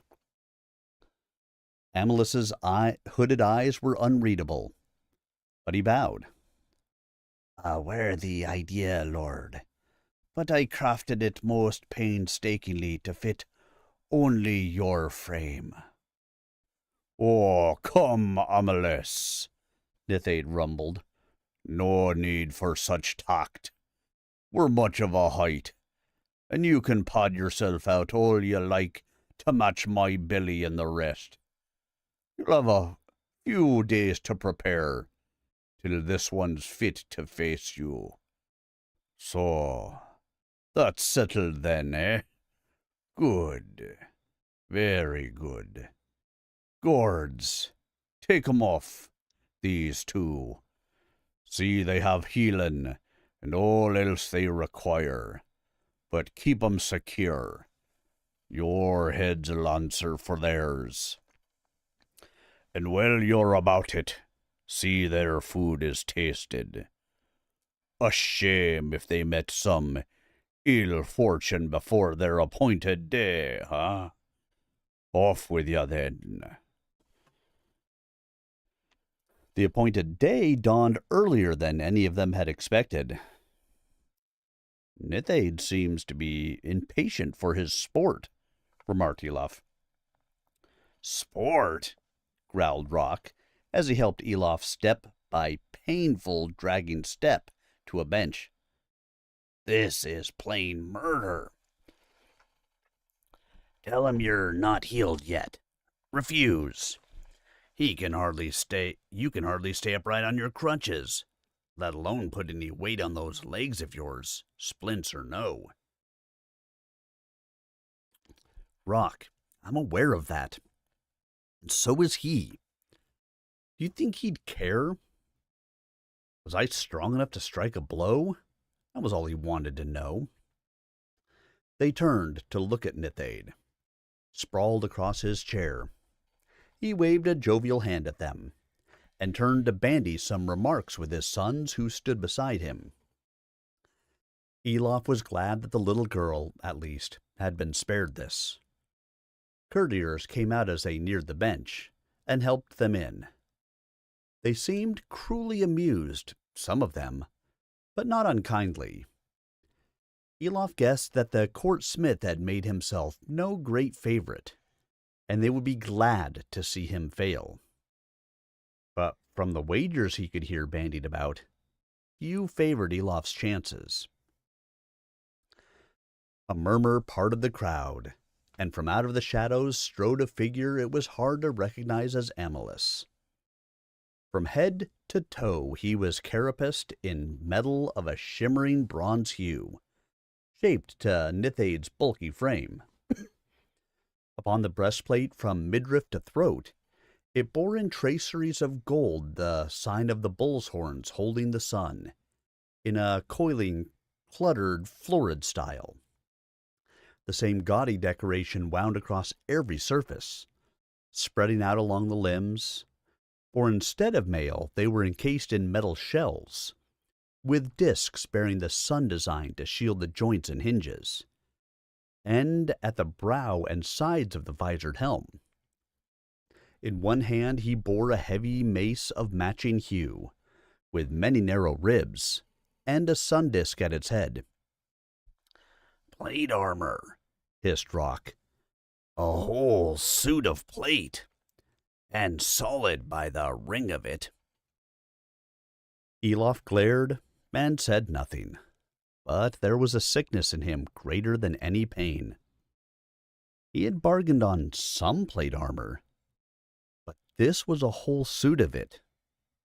It was far easier to fashion, but crude compared to the subtle shapings of mail that the best smiths could accomplish. Few active men sought to encase themselves in so heavy and cumbersome a guard, preferring ringmail with added body plates. Knights of the warrior order of ancient Morven, with their fast, fluid craft of fighting, preferred less plate. Kermorven used only light plates at shoulder, elbow, and knee, and sometimes the breastplate that bore the crest of his line. Plate might shield the wearer from some blows, but hindered him in avoiding others. Here, avoidance was not at issue. If Elof could not make good his boast at one stroke, he could not move to avoid its counter. That mace would dash out his smithcraft forever, and all the hopes and fears and follies that went with it. "Let me do it," hissed Rock fiercely. "I've the strength. I'll have the bastard's head off before a man can move." And yours would follow. No, Rock.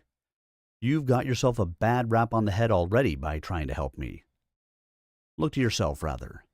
Don't worsen my fall by sharing it. "'Twasn't much.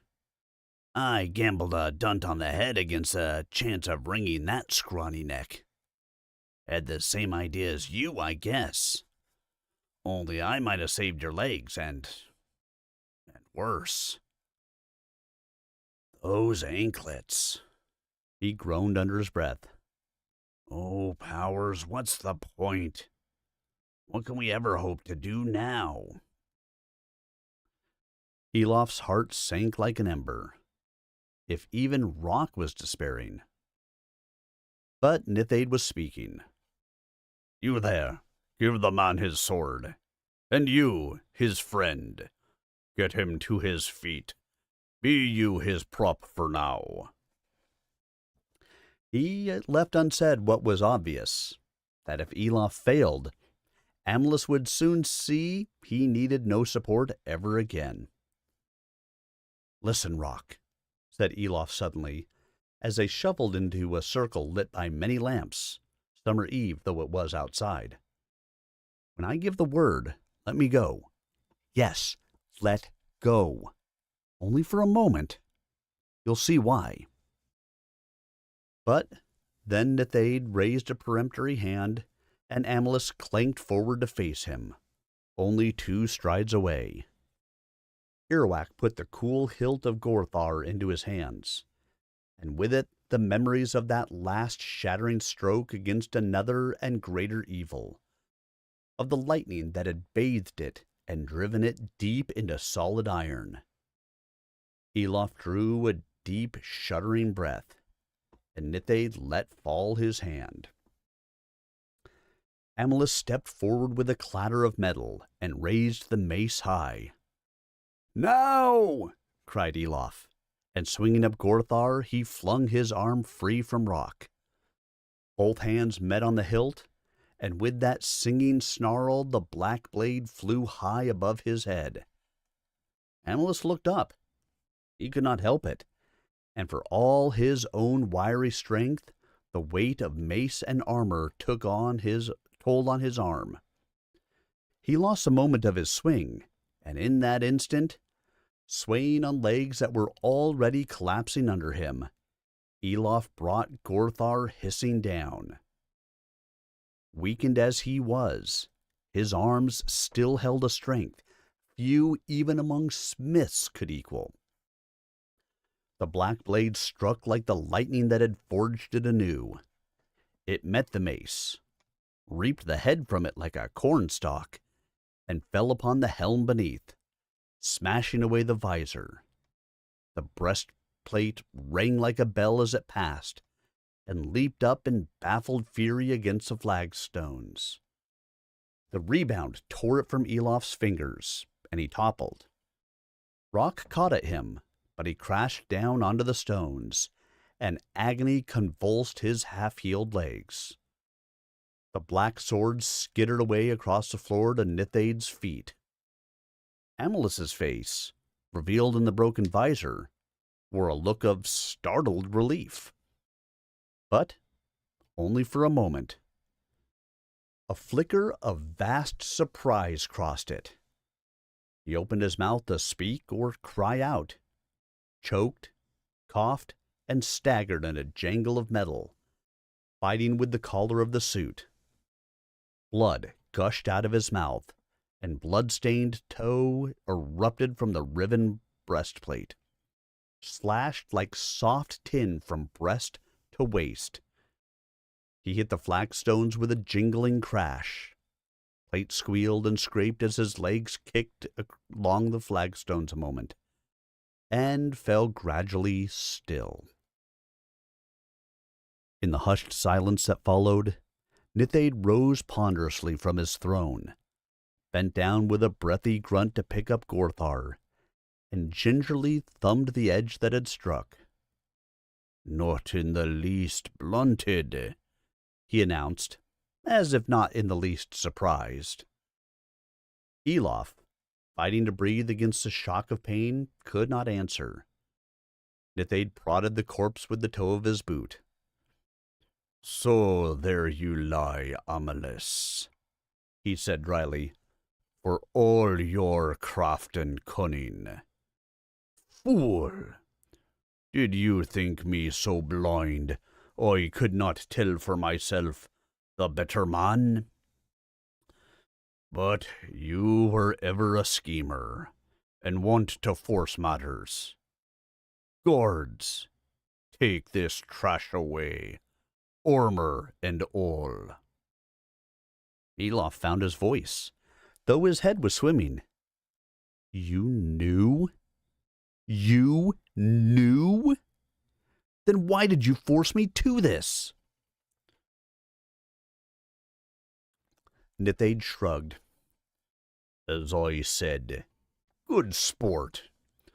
Though, as it turns out, I am rid of a mediocre smith and accomplished intriguer, in a way that his powerful kindred cannot lay at my door. I could not be absolutely sure, after all, could I?" He hefted Gorthar and clucked at it delightedly. "And I have a new court smith, who is related to nobody, and ill-placed to interfere, and even go where I do not want him. Your first task, by the way, will be to make me a new armor. and I have a most remarkable sword. That sword is mine, grated Elof. And you are mine, Valant, replied Nithade levelly. and so also all that belongs to you. I am nothing of yours. You may have tricked me into becoming your murderer, Nithade, but you cannot compel me to work for you. Nithade motioned to the guards, and they dragged Elof swiftly to the dais foot. The jolting pain sickened him to silence.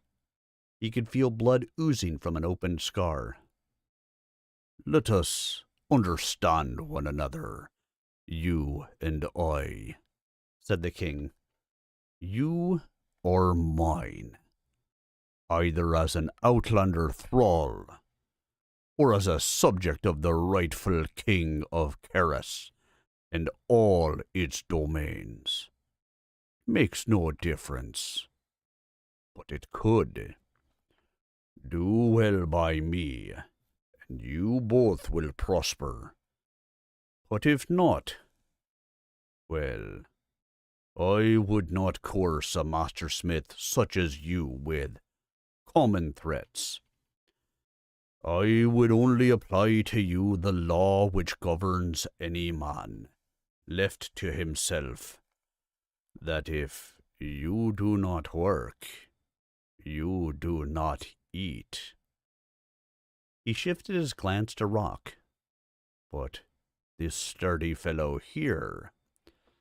Rock growled deep in his throat. Do your worst. This sturdy fellow, as I was about to say, I would not waste so. You also would have to work, but in some heavy labor, fettered among felons, or, if need be, blinded, as I guess you are also some kind of smith. I think we would have years of work from you, after hunger and thirst first begin to bite. But I would not rather leave you to look after your friend. He may need you, and he cannot flee. You alone would not get far if you tried, for from his account of your voyage, I learned you are scarcely a sailor. The one cannot escape. The other cannot use any freedom he might gain. What do your own efforts tell you? He leaned forward earnestly, fixing them with a gaze grown suddenly keen. But do not mistake me. The ice is your enemy. So also it is mine. And does it not threaten us more closely here than in your homeland? Well then, do we not need you more urgently here? I would far rather count you as free servants, helping me with the same skill and valor you have displayed. You came asking me for aid, and I never gainsayed you. I mean to drive back those reavers, storm the gate, and make it ours again. Hang the ice witch from it by her own ensnaring hair. But to do that, I need to unite this land, build up my power. Help me in that, and you'll flourish.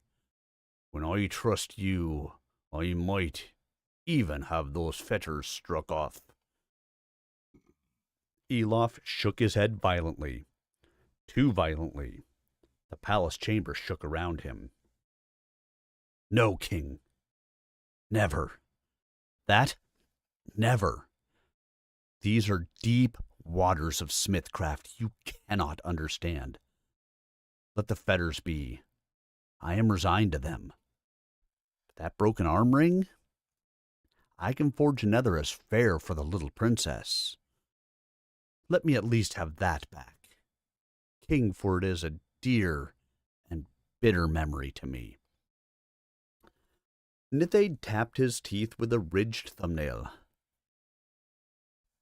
Asbiethel is to me all that is left me of her mother. I will not take from her what I have bestowed, and I know she will not give it up for any reward. Not now, anyway. In a few years, when she is suitably wedded, perhaps, she may put it aside. I can only counsel you to wait. But what's that, man, however dear, to what you could gain? A man like you could earn a title, even, in estates. You'll hold them 100 times better than many born to them. Weakness and bleak despair welled up around Elof. His breath came fast, and fearing he would faint, he threw up his hands to stop Nithade in his flow. No, King. The ice is our enemy. We have little common cause. I've seen your land and how you rule it. And beside the king I serve, you were a brigand chieftain, Nithade. No more. A horrified buzz of voices arose in the court, and many shrank back. But though Nithade's eyes narrowed, he did not interrupt. To suit yourself you have maimed me, made me your tame murderer, and taken from me things greater than you can guess. I will serve you because I must, under duress, as a thrall only. Never freely, never loyally. You lack the coin that could buy that of me. I will set great craft in your hand, but only as long as it is turned against the ice. Cease that struggle, turn aside from that fight, and I will serve you as you deserve. I will crush you, Nithade. The silence, once he finished, could not have been more shattering than while he spoke.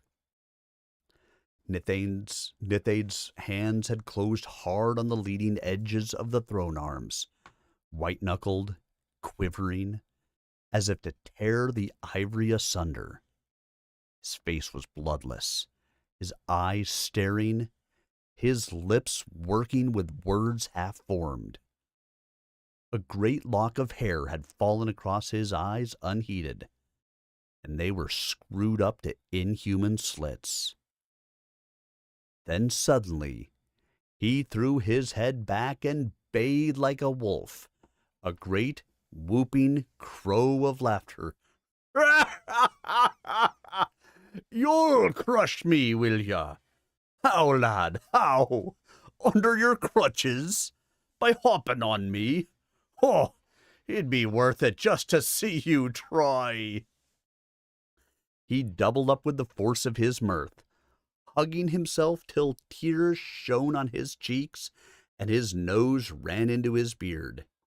And his courtiers, as soon as they were sure of his mood, joined in, whooping with laughter and even mimicking a cripple's gait. Enough! barked Nithade suddenly, slapping his hand down on the arm of the throne. Learn this one's courage, some of you. Then you may mock him. But you, Valant, hear me. Serve me as anything you like, so long as you serve me well. And as for slaying me, why, when you feel ready, I give you leave to try. Elof had raised himself on his arms at that, though they trembled under him, and the blood roared in his ears. He thrust out a hand, and he could not see it tremble. I hear you, King. So be it. So be it. The walls spun about him, faster and faster. The torches flared up and danced like marshlights. and like the marshes, weighing down his limbs, pressing suffocatingly upon his chest, the darkness behind them reached up to enfold him, envelop him, and suck him down. All right, everyone. Well, we made it to the end of chapter 4. Hey, Jeff. Yeah. This, for story time nights, it is a lot of reading without a break, but it's okay. This guy writes just the longest chapters. If they weren't so freaking long, of chapters, I would take a brief break, after every chapter. You'll be able to acknowledge you guys, say hello, all that kind of, jazz. But this guy writes long ass chapters. And so that actually brings us to the topic of what is coming next. So what I've thought about is I have to be considerate of trying to put something together that I don't think somebody's going to try to, I hate to say it this way, try to come after me for. I've heard some of the recommendations of like Game of Thrones, things like that, but it's too popular, I think. If I record that, put the text up on the screen and things like I do here, I get the feeling I'd be getting a cease and desist from somebody, or they'd be forcing it down. They're going to copyright it. They're going to do something at me, and I don't want that. I mean, I could do this recording with just a book up on screen, but I like for you guys to be able to read along with me as you see some of this, especially because some of the words in some of these things are weird. And maybe I mispronounce them, and maybe you pronounce it a different way when you read it, and it's nice for you to be able to see it. So, what I am thinking about doing, because I have not been able to find them out there really in audiobooks, is for anybody who was ever a fan of the Xanth series by Piers Anthony, starting with the book A Spell for Chameleon. I think I may go ahead and do those ones. They're shorter books. They're fun. The chapters should be shorter, so that way we can do, multiple chapters in an evening. I can take a little break in between, get a drink of water, whatever the case may be. Interact with you guys a little bit. I think that is what I would like to go towards. So what I'll do is I'll put a posting up in my Discord about it. And we've got some chapters left of this book to go anyways. I mean, we just finished chapter 6. We have 7, 8, 9, 10, 11, and 12 to go before we're done with this. So it's going to be a minute or 3 before we finish. I mean, you figure at the rate that I've been doing these, a month and a half, probably before we'll finish up with this, because I do about a chapter a week in this book. In a different book, it may be different. And then I think that is the series that I would like to pick up. They're humorous, they're punny, and they're enjoyable.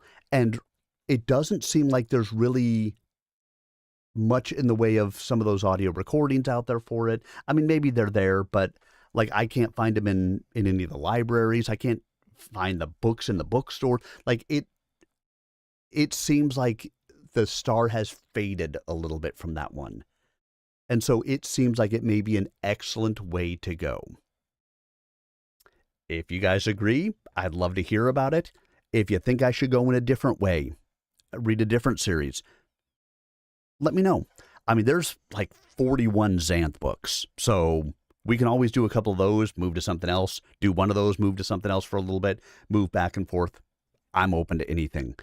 Story time is for you guys, for me in part as well, to be able to practice my reading and my, hopefully getting into audiobooks and stuff like that. But it's largely here for you guys. So if you find something, please feel free to go to my Discord and put it in there. It's linked on my Twitch page for anybody who wants to know where it is. Can't remember if I have it on my YouTube page or not. Definitely on my Twitch page. Anyway, that is going to reach the end of our evening together tonight. So I hope you guys enjoyed the reading of Chapter 6 of The Hammer of the Sun by Michael Scott Rohan, read to you by Sir Arminius. I will, of course, be back tomorrow for Pathfinder VTT night. And then Thursday, I'll be back for Stompy Mech night. I hope you guys all have yourselves a wonderful evening. Hope you enjoyed the reading tonight. Again, as always, open to any comments or anything that you guys may have. Have a wonderful evening, everybody, and I hope to see all of you again tomorrow. Good night, all.